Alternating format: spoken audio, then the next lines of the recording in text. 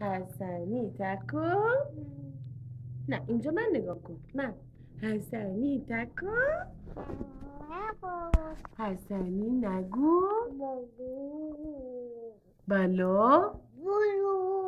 تنبله. نه اینجا میخواد اما از این برات دست بزنه. تنبله.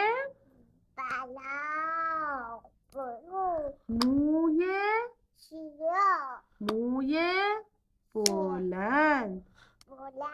روی ناخونه. نه قلقلی. نه مرغ زرده. هیچ کس باهاش رفیق نبود. تنها روی نشسته بود.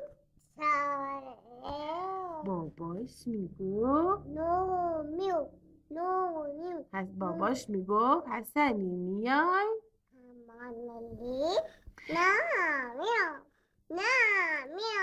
سرتو میخوای.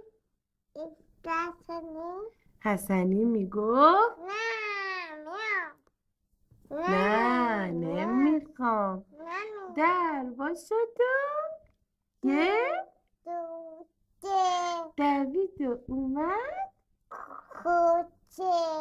دوتا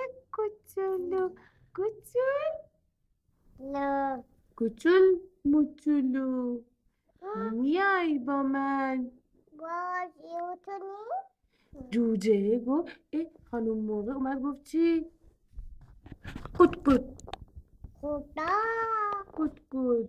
خدا برو تو رو به خدا. جوجه ریزه ببین چقدر ریزه ببین چقدر دیگه بلد نیست. تمیزه. کره الاغ کت خدا میرفت تو